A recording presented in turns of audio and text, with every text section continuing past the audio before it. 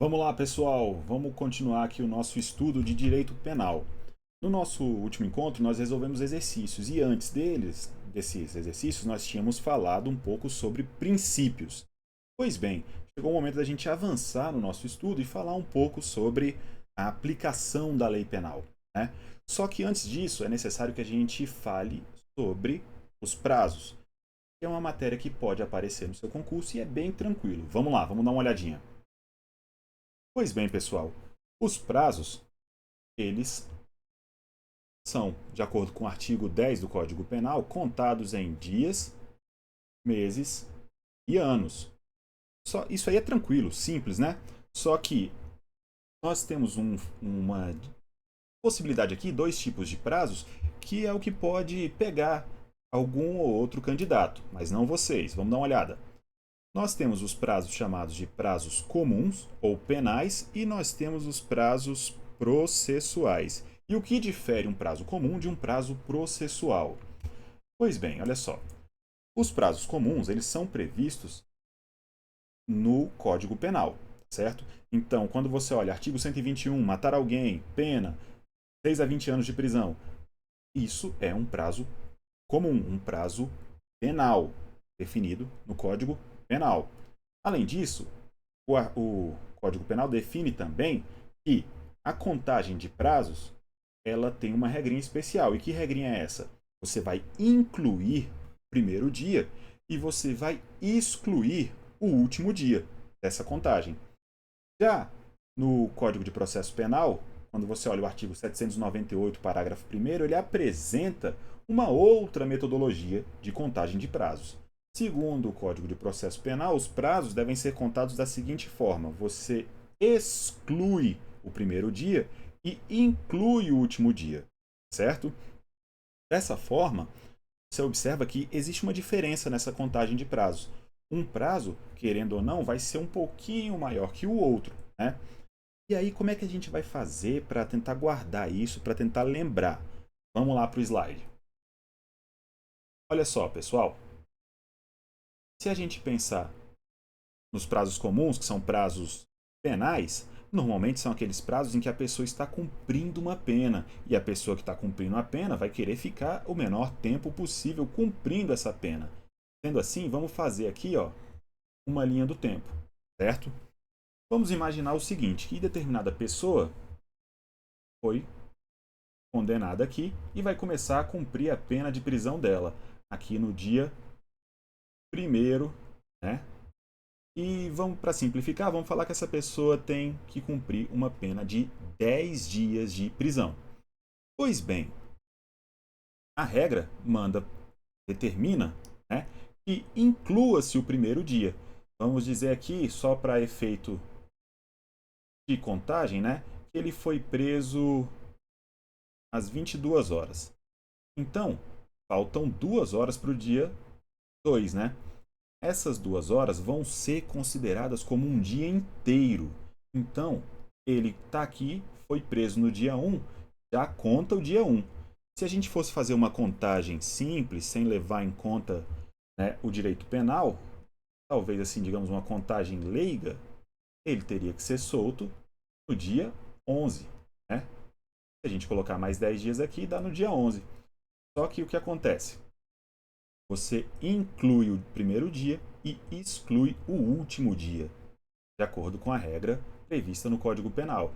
Então, se a gente for contar 10 aqui, vamos contar 1, 2, 3, 4, 5, 6, 7, 8, 9, 10. Beleza, né? Estou fazendo bem mobralzão para a gente pegar. Então, aqui é o dia 1, 2, 3, 4, 5, 6, 7, 8, 9 e 10. Então, ele teria que vir aqui para o dia 10, né? Mas ele manda excluir o último dia. Então, na verdade, vai ser aqui, dia 9, até as 23 horas e 59 minutos. Então, essa pessoa que foi presa no dia 1º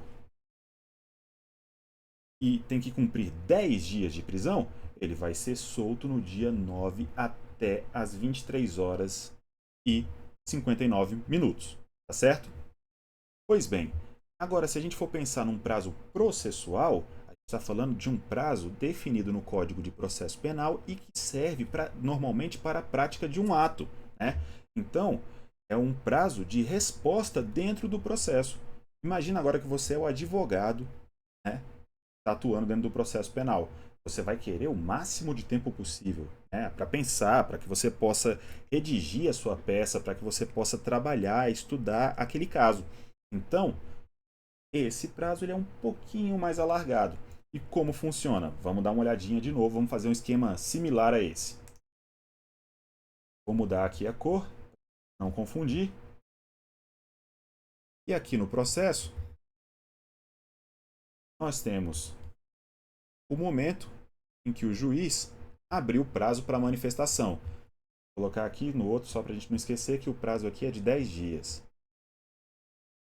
E aqui no processo, vamos dizer que o nosso prazo é de 5 dias. Ok. Também no dia 1º, para facilitar, abriu o prazo. Normalmente, a gente simplesmente somaria aqui e falaria, no dia 6, né? O prazo fatal aqui seria o dia 6. Só que ele determina para a gente que nós vamos excluir o primeiro. Então, aqui, nesse primeiro, ele não conta. Ele vai começar a contar aqui a partir do dia 2. Então, 2, né? 3, 4, 5, 6, 7. Opa. Vamos lá. Então, nós temos 1, 2, 3, 4, 5. Vou parar bem aqui. E que dia é esse? Aqui é o dia 2, né? Então, 3, 4, 5 e 6. Então, aqui é o nosso prazo fatal para poder apresentar o recurso, para poder apresentar a manifestação, apresentar qualquer coisa. E até que horas?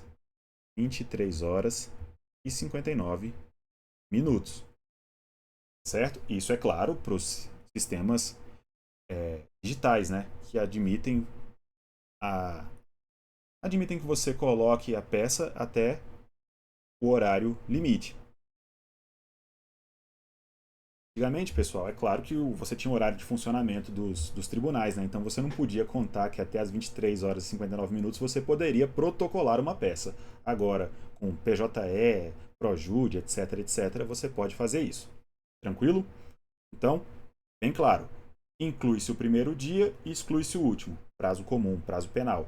Exclui-se o primeiro dia e inclui-se o último. Prazo processual. Tranquilo? Essa ideia de você conseguir pegar essa ideia de que um dos prazos é um pouquinho maior, outro é um pouquinho menor, né? Consegue diferenciar legal e acertar as questões. Vamos lá. Opa. Bom, e aqui eu trouxe exemplos para vocês, pessoal. Olha só. No primeiro caso, nós temos o caso do Tício, que foi preso em flagrante no dia 1 de 1 de 2025 às 23 horas e 50 minutos. Faltava apenas 10 minutos para o dia 2. Só que no dia seguinte, no dia 2, após uma audiência de custódia que foi realizada às 8 horas da manhã, ele foi solto. E aí eu pergunto, quanto tempo o Tício ficou preso? Ora, se você for responder de uma forma leiga, não levando em consideração o direito penal, você vai dizer 8 horas e 10 minutos, na lata, pá! Só que para o direito penal, ele ficou preso um dia. E por que um dia? Porque inclui-se o dia do início e exclui-se o dia do final. Então a gente vai incluir o dia 1 de 1 de 2025. Mesmo esse dia tendo passado, né, tendo para ele, tendo sido apenas 10 minutos. Se fosse um minuto, a gente incluiria do mesmo jeito. E aí a gente exclui o dia do final, que é o dia 2, o dia que ele foi solto. Então a gente exclui esse dia. Ele passou então apenas e tão somente um dia preso. Agora, a situação do Mévio é um pouquinho diferente. Por quê? O Mévio foi condenado à prisão de 1 ano pela prática de algum crime lá descrito no Código Penal. E ele também foi preso às 23 horas e 50 minutos, só que do dia 5 do 2. E aí eu pergunto, quando que ele deve ser solto? Ora, naturalmente a gente pensaria, ele tem que ser solto no dia 5 de 2 de 2026, um ano depois. Mas lembremos que na contagem de prazos penais, e aqui a gente está falando de uma pena, porque é prisão, na contagem de prazos penais, a gente deve incluir o primeiro dia e excluir o último. Então, por mais que ele tenha ficado apenas 10 minutos preso no primeiro dia, a gente inclui. Então, dia 5 de 2 de 2005 é incluído e o dia da soltura, o último dia, é excluído. Então, ao invés dele sair no dia 5 de 2 de 2026, ele vai sair no dia 4 de 2 de 2026. Até as. Esse dia aqui ele tem que sair até as 23 horas e 59 minutos. Se ele permanecer até o dia 5, esse prazo que ele passar além do dia 20, das 23 horas e 59 minutos do dia 4 é ilegal, certo? Então, por exemplo, se ele ficar 5 minutos a mais, ficou 5 minutos preso, ilegal. E por fim, nós temos o caso aqui do Caio. O caso do Caio, esse sim é bem diferente, porque ele foi alvo de uma prisão temporária. A prisão temporária é uma espécie de prisão cautelar. A prisão cautelar é o gênero. E dentro desse gênero nós temos prisão temporária e prisão preventiva, tá certo? Então, ele foi preso por uma prisão cautelar. As prisões cautelares estão previstas na legislação processual e não na legislação penal, tá certo? Então, ele foi preso e esse prazo é um prazo processual. Pois bem, como é que a gente vai contar esse prazo processual? Vamos colocar aqui, ele também vai ter que cumprir 5 dias e foi preso no mesmo dia que o nosso amigo Tício lá, dia 1 de 1 de 2025, às 23 horas e 50 minutos. Quando que ele deve ser solto? Aqui nós temos que excluir o primeiro dia e incluir o último dia. Ao contrário do que foi feito com Tício e Mévio, em que nós incluímos o primeiro dia, aqui não vamos incluir o primeiro dia. E vamos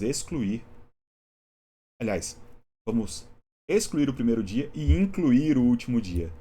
Pois bem, então ele tem que ser solto no dia 6 de 1 de 2025. Nós não contamos o primeiro dia, mas contamos o último dia. E aqui algumas observações importantes, né? Que fazem todo sentido. Olha só. Frações de dias, pessoais, não são computáveis, não são contadas. Por quê? Segundo o nosso artigo 10º, nós contamos em dias, meses e anos. Não contamos em frações de dias. Então, as frações de dias não são computáveis para as penas privativas de liberdade e restritivas de direito. Além disso, frações de real, no caso de multas, também não são computáveis, não são contadas. Pessoal, a contagem de prazos é isso. Tranquilo. É basicamente isso. Fazendo um exercíciozinho ou outro, você talvez tenha uma certa dificuldade, mas é bem tranquilo, tá? Contagem de prazos é somente isso. Lembrar apenas que nas contagens de prazo penais, ou seja, aquelas definidas no Código Penal, você vai incluir, vai contar o primeiro dia e vai excluir, vai deixar para lá o último dia. Já nos prazos processuais, você vai fazer o contrário. Você vai excluir o primeiro dia, não conta ele, e conta o último dia. Bem tranquilo. Vamos lá. Agora, pessoal, agora sim nós vamos entrar na eficácia da lei penal no tempo. Vamos pensar como se comporta a lei penal em relação ao tempo.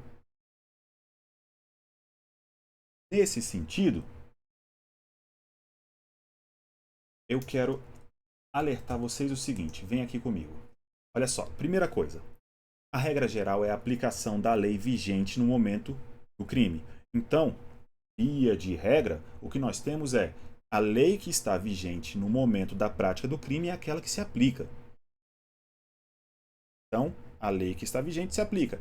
Mas existem casos excepcionais nos quais nós podemos aplicar outra lei que não mais se encontra vigente ou que não estava vigente no momento da prática do crime.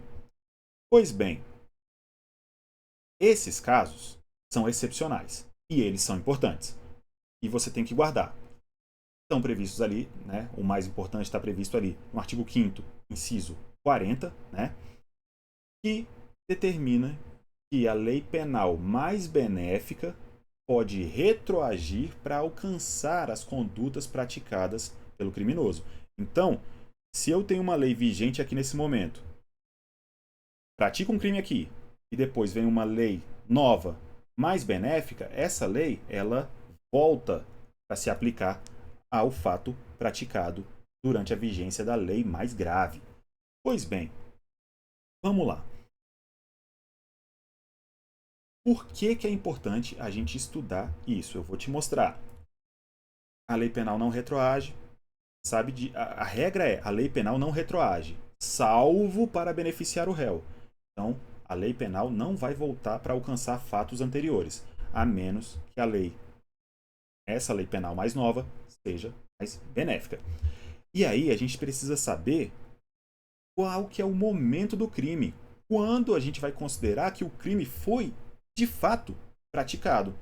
No Brasil, a gente adota a chamada teoria da atividade.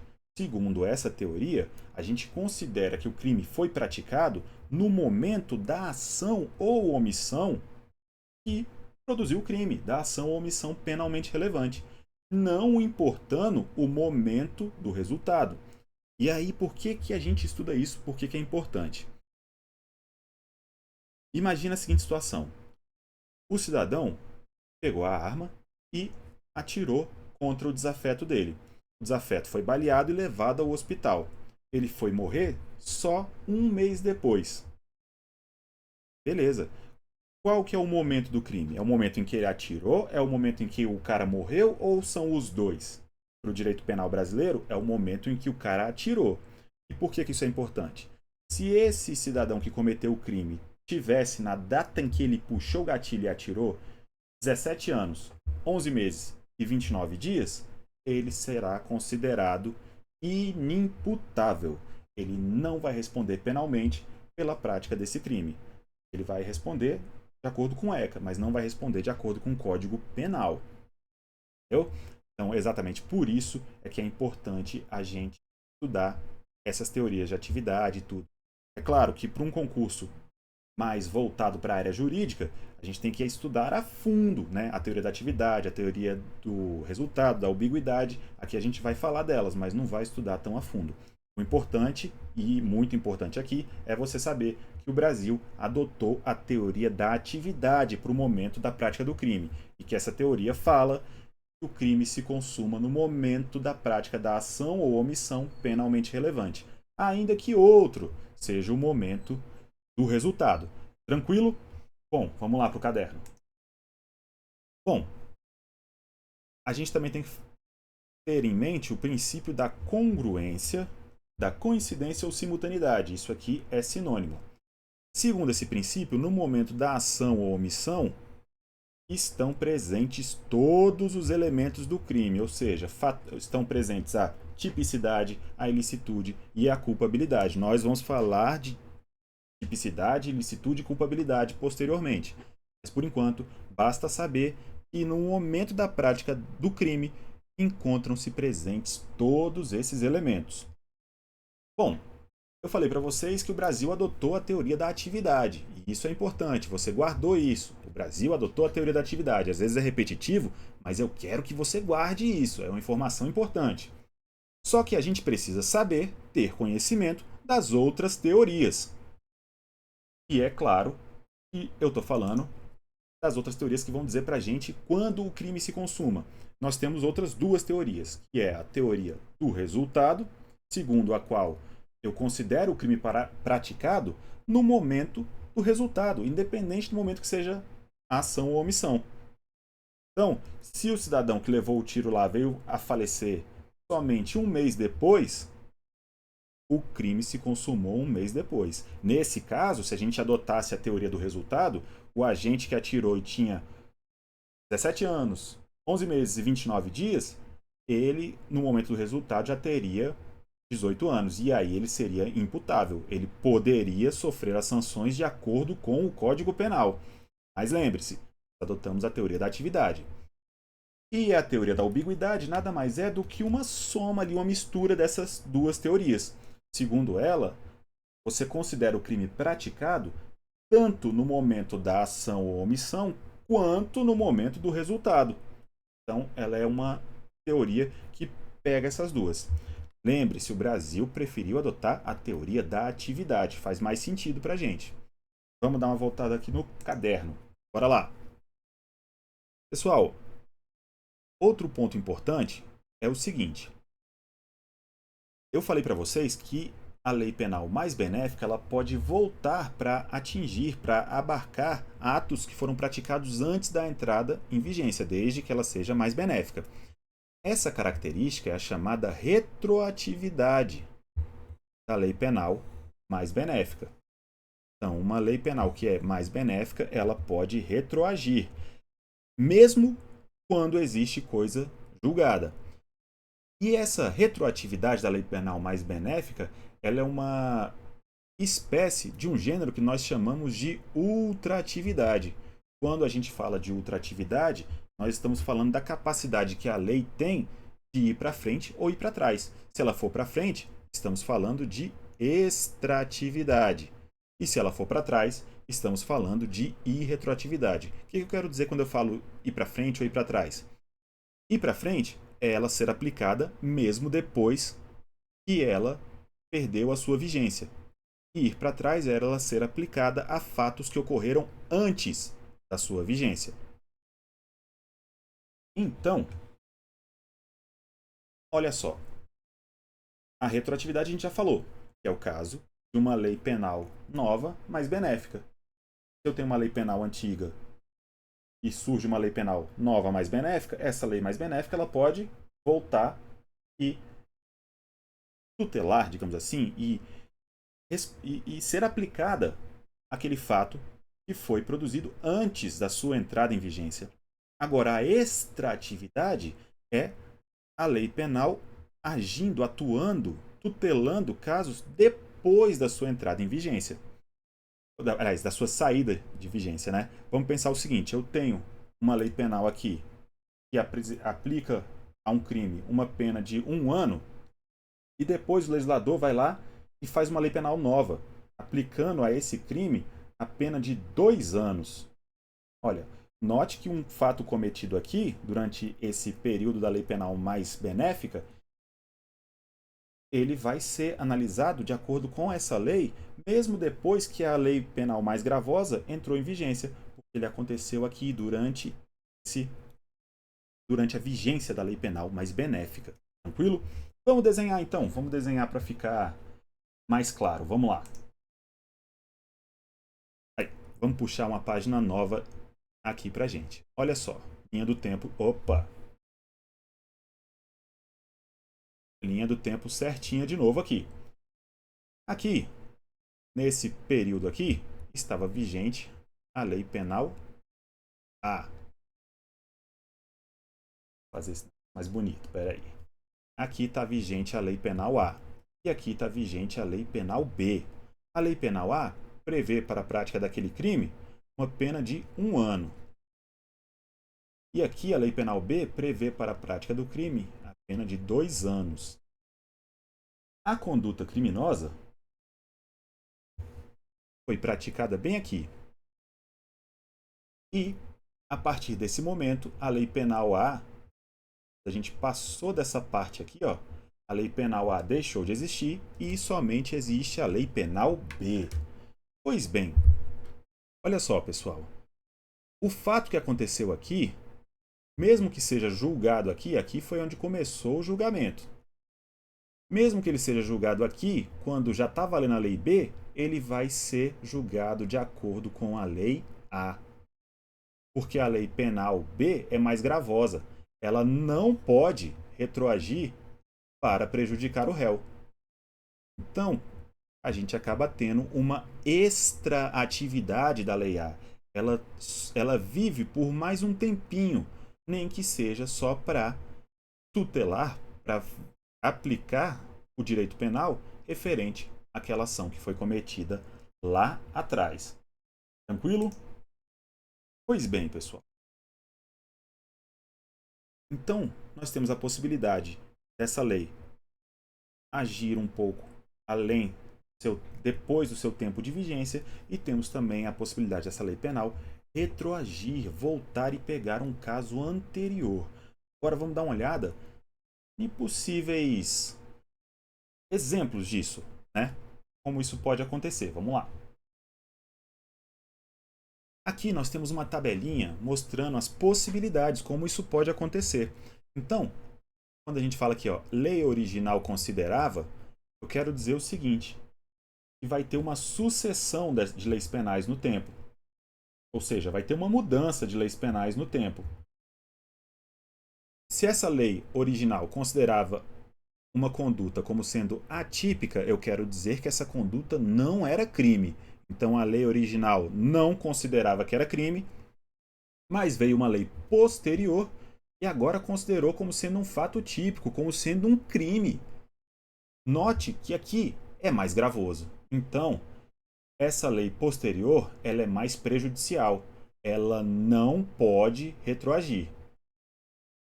Ela é mais prejudicial, ela é irretroativa.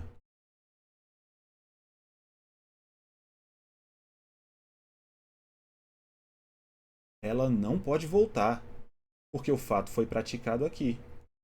Então essa lei ela não pode vir aqui, ó, e abarcar esse fato e pegar esse fato. Isso é impossível. Agora, se essa lei anterior considerava a conduta como sendo criminosa e veio lei posterior e aumentou a pena, ela também não pode retroagir, porque ela é também mais prejudicial. Com efeito, ela é irretroativa.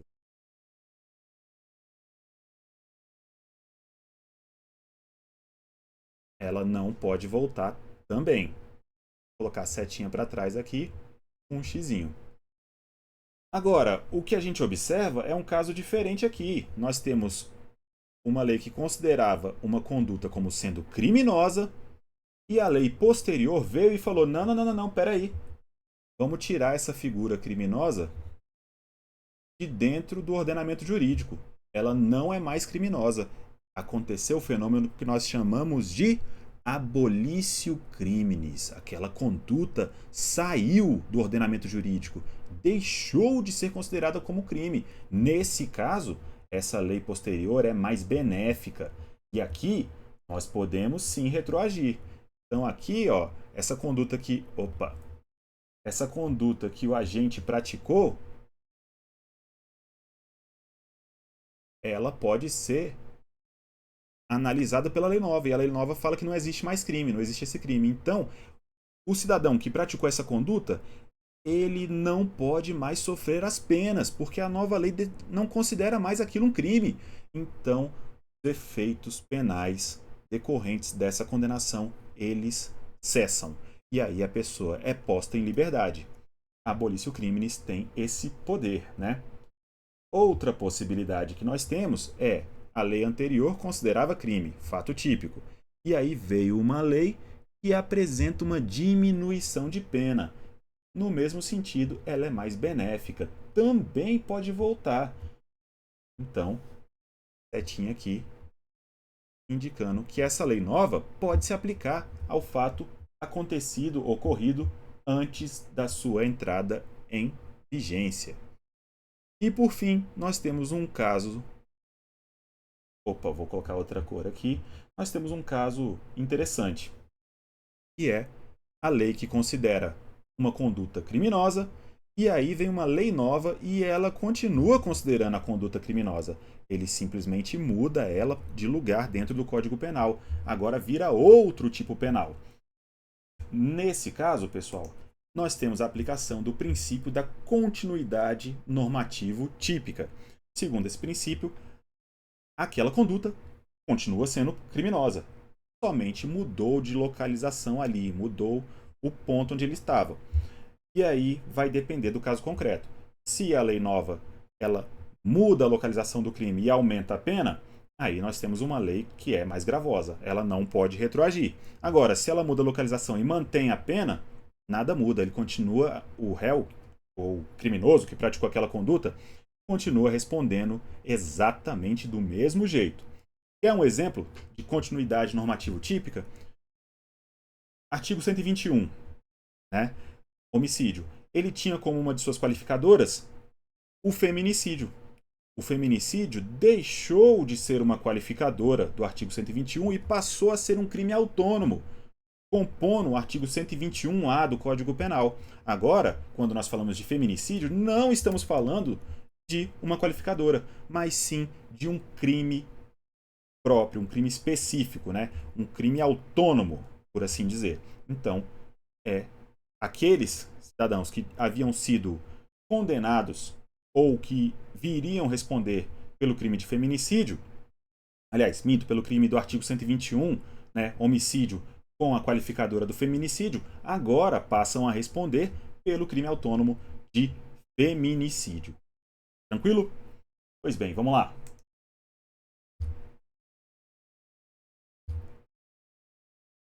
A gente já está quase terminando e aqui eu tenho só que falar para vocês o que está ali no Código Penal, os artigos em si, a letra da lei. O artigo 1º do Código Penal ele determina para a gente que não há crime sem lei anterior que defina. E isso é o quê? É o princípio da anterioridade. Não há crime sem lei anterior que o defina. Não há pena sem prévia cominação legal. O artigo 2º determina que ninguém pode ser punido por fato que lei posterior deixa de considerar crime. E isso nada mais é do que ele prevendo a possibilidade da abolício criminis. Então, havendo lei, se uma lei deixar um fato deixar de ser considerado crime, ninguém pode ser punido, continuar sofrendo a punição por algo que não é mais crime. E aí, nesse caso, cessam, acabam, em virtude dessa abolício criminis, a execução e os efeitos penais da sentença condenatória.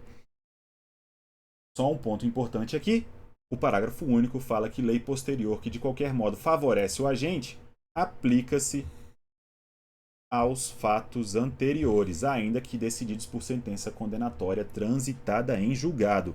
Isso aqui nada mais é do que a possibilidade, a previsão de retroatividade da lei penal. Da lei penal mais benéfica. Pessoal, diante disso, a gente termina aqui a nossa aula, porque a gente já extrapolou um pouco aqui.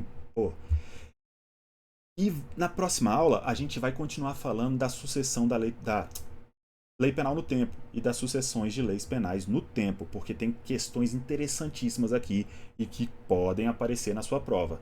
Então, até o nosso próximo encontro, bons estudos e até mais!